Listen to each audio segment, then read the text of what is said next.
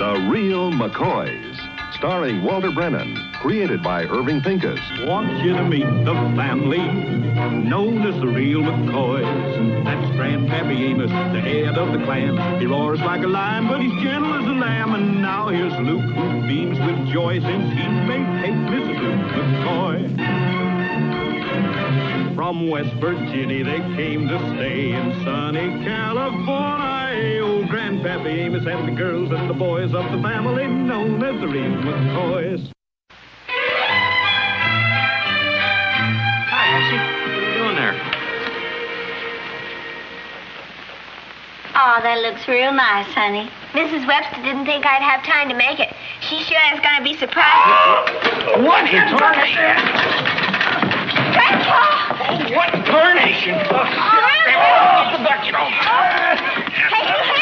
Help him up. Help him up. Trying to kill me, that's what you're trying to do?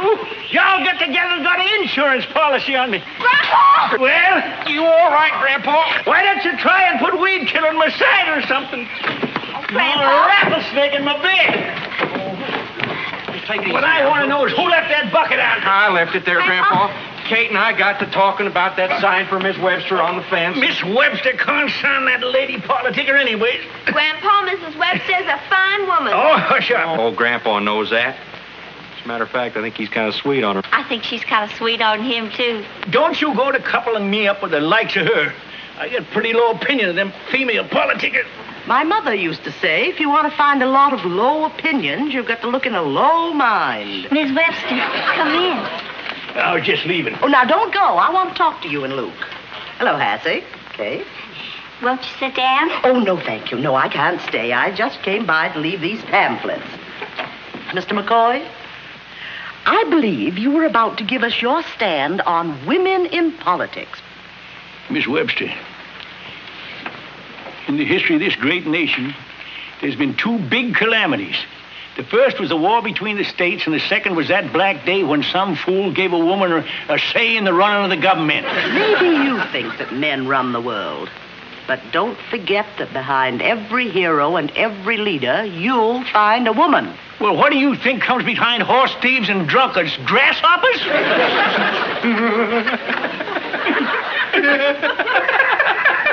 Now, I didn't hear nothing funny.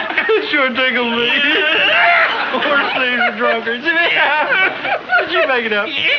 Come right out of my head. Would you two mind your manners? Until you women do take over, us men's got a right to our opinions. Your grandfather's right, Kate. As a matter of fact, I came by today to be sure that you and Luke cast your vote on Election Day, even though you will most likely vote against me. Well, I'm afraid that's what would happen if we could vote. Mr. McCoy, why can't you vote? Well, we can't afford to pay the poll tax, and that was probably something thought up by a woman or a man with a woman behind her. Poll tax? Why, there's no poll tax in this state. Is that right? Hold on now. You sure about that? Well, certainly. To vote in California, all you have to do is be over 21 and know how to read.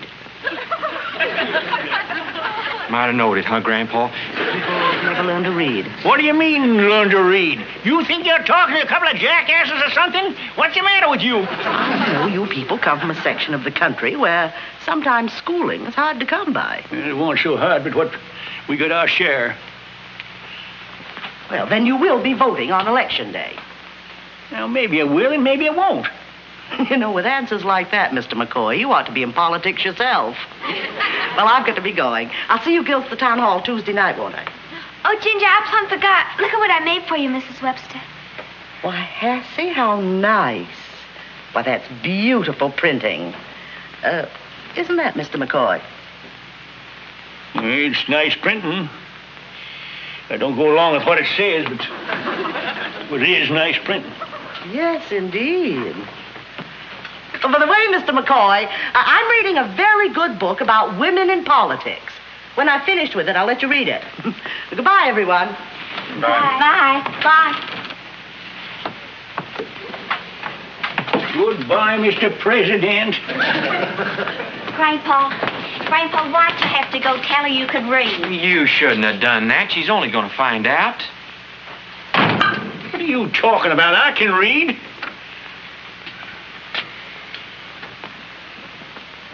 You all looking at me? Salt. Rice. Candy. Why don't you simmer down, Grandpa? You can't read for sour apples, and we know it. Grandpa, don't you worry none. You're going to be voting in that election because Hassie and me's going to learn you how to read. You ain't. Why not? I don't believe in it. It ain't natural. Oh, don't be so The pig-headed. good Lord meant for us to read. We'd been born knowing how. Now leave me be.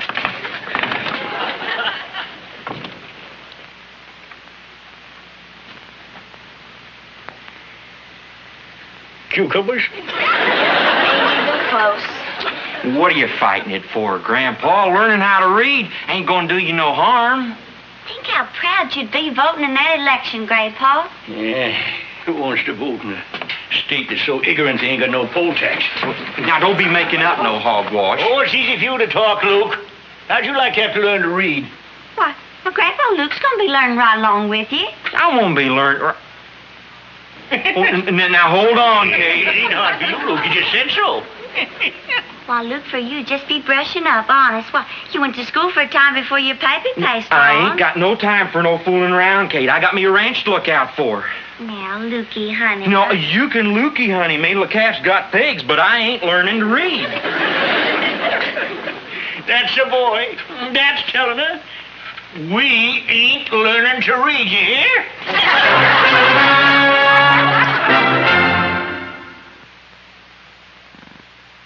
Well, I got the states. You know, I've been thinking, Senor Luke. I think you should learn how to read like your wife says. Peppino, I'm only paying you $4 a week. And if you're going to be giving me advice on top of your other work, I'm going to be underpaying you. You understand? Yes, sir. You want me to shut up my big flappy mouth? That's exactly.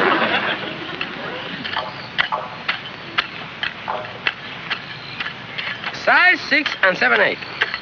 Melrose Hat Manufacturers Corporation, Los Angeles, California. It sure is fun to know how to read things. Planting directions.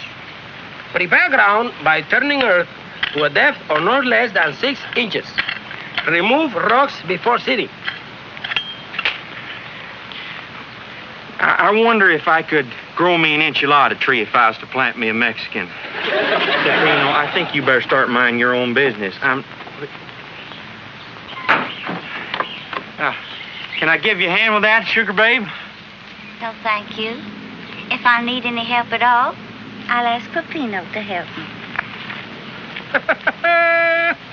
Well, women just go crazy for a man that knows how to read. Peppino, Shut up. that ain't all. Get out of here right away. That's it. That's it? THATSIT.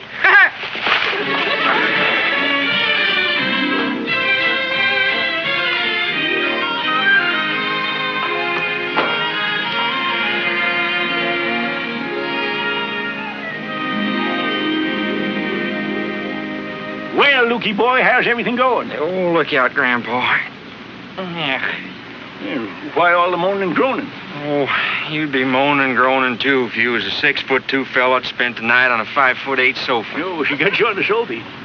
Well, anyways, the main thing, you didn't give in. Well, unless I learn me how to read, she's going to treat me like a dead polecat. She won't even talk to me. Well, now, wait a minute. You don't have to talk to her. I'll talk to you. You just tell me what you want me to say. Well, Grandpa, maybe reading wouldn't be so... No, I was just thinking... You're weakening. No, I ain't. You're breaking up faster than a sody cracker in a chowder. No, Grandpa, Now, look, Luke. This is a war. And that's the enemy. She's using the oldest weapon there is. Delilah used it against Samson. And Cleopatra used it against that fellow over in Egypt. And that Marilyn Monroe, she used it against everybody. There's only one way you can whip it. And that's willpower and cold water. Right there. the thing of it is... The thing of it is, you got to make up your mind whether you want to be a man or a husband. You're right, Grandpa. I ain't gonna let her beat me. Right. Yes, sir, I'll show her. Right. That's the way I like to hear you talk, Luke. Yes, sir. But just remember, willpower and plenty of cold water right there. I'll see you later. Yeah. So long, Grandpa.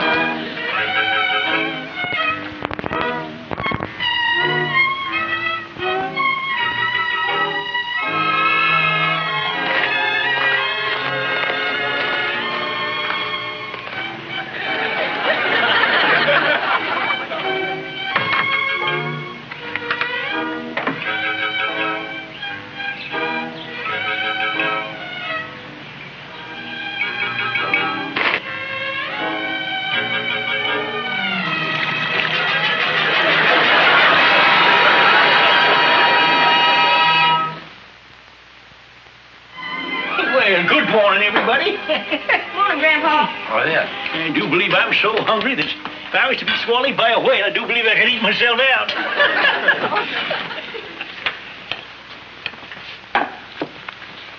Well, what's wrong with you? Nothing at all. Nothing's wrong. No, sir. Why are you acting this way? I ain't acting no special way. You sure are. And by the way, I didn't see a blanket on the sofa. I guess it wasn't there. You slept there, didn't you, boy? You slept there, didn't you, on the sofa? Luke, this is your grandpappy talking. You slept on the sofa, didn't you? Tell me, boy. Morning, everybody. Pepino, Grandpa. Lukey, honey. Mom.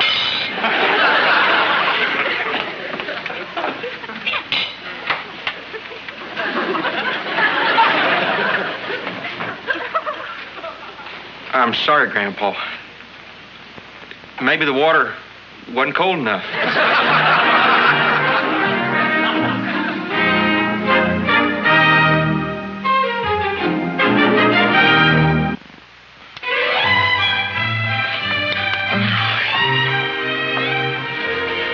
Don't look at me.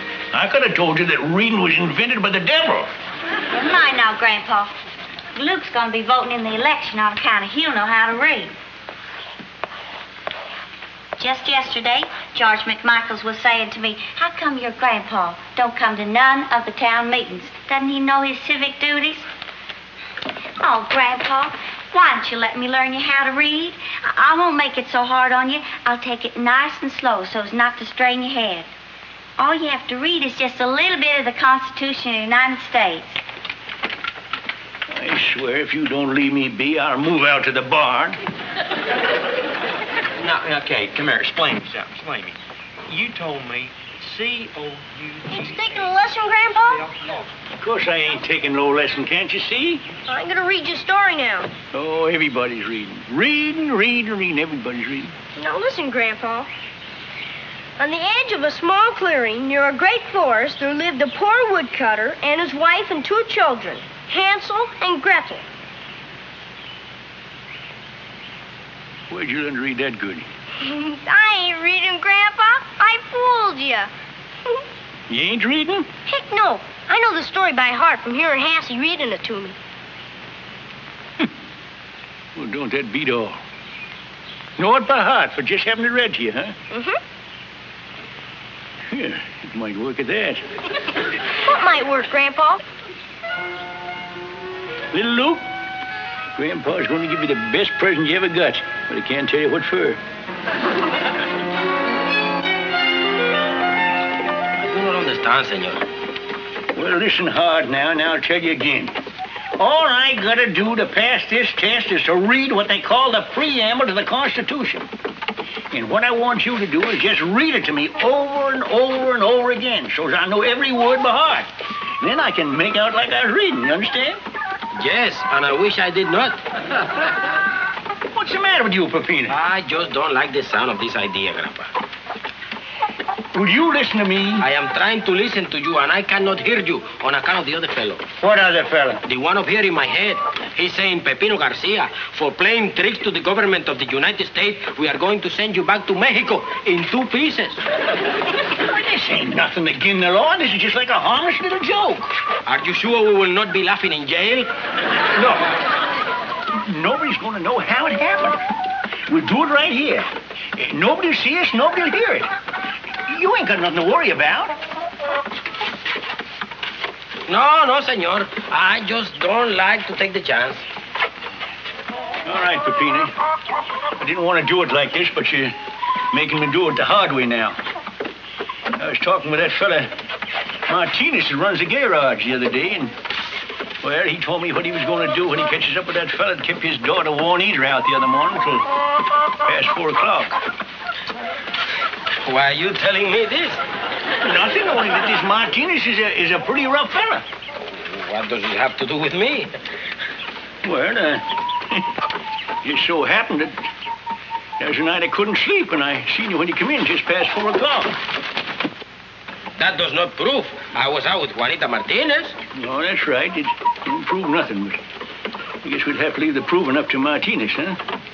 Well, I'll see you later. Repeat after me.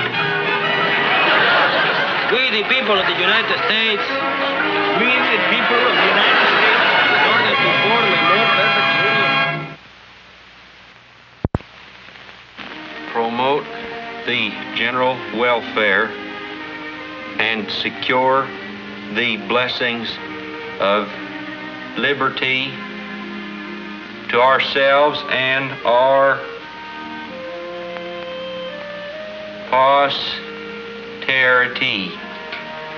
Do ordain and establish this Constitution for the United States of America.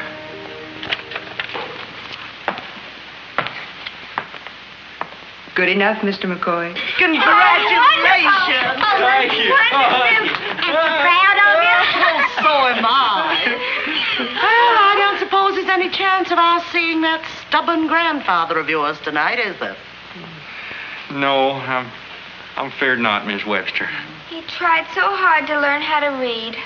I guess there just wasn't enough time. Hello there, George. You too, Fred. Grandpa. Grandpa, what are you doing here? I come to read the preamble to the Constitution just like you done. I thought you told me you hit his hard cider. Grandpa, you can't... Webster, how you feeling? Well, I'm fine. Mr. McCoy, this is Miss Small. Howdy, Miss Small. How do you do? Would you folks mind waiting outside? Miss Webster, would you like to stay and hear me? All right, Mr. McCoy, thanks. Get out that old preamble. I'll sail through that like a hot knife through soft butter. Well, where's it at?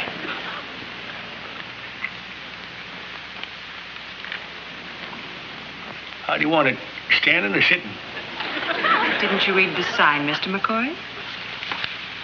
Oh, you don't have to worry about me. I didn't figure on smoking nohow. Sit right over here, please. How'd you want me to read this? Fast, slow, or medium?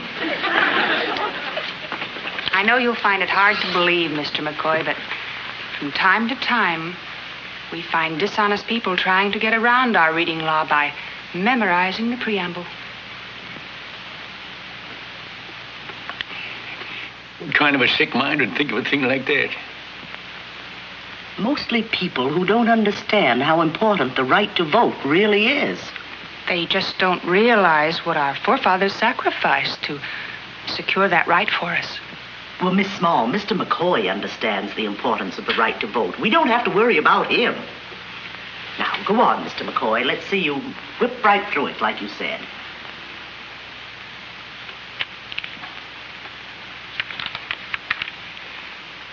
We, the people of the United States, in order to form a more perfect union, establish justice. Ezekiel Phineas McCoy. What did you say? That was my great-great-great-grandpappy. He fought with George Washington.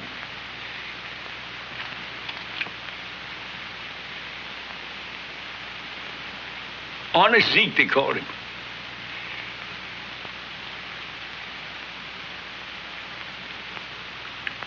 Ensure domestic... Go on, Mr. McCoy. I can't. Why not, Mr. McCoy? I can't read as good as I thought I could. As a matter of fact, I can't read at all. I can't read at all. You know this, ma'am, and you was going to leave me get away with it, wasn't you? Well, I knew if I showed you what you were doing, you couldn't go through with it. You're a square shooter, ma'am. Well, coming from you, Mr. McCoy, I'm flattered. But when it comes to politics, there's a few things I could straighten you out on, maybe get you a few votes. That is, if you'd forget that female thinking you had in that speech of yours the other night. Well, I'd be grateful for any suggestions, Mr. McCoy. Well, I'd be glad to do it. If you women's going to run the government, guess it's up to us men to see that you don't ruin it for us. I'll see you later. Goodbye, Miss Small, and thanks. Goodbye, Mr. McCoy. You're welcome.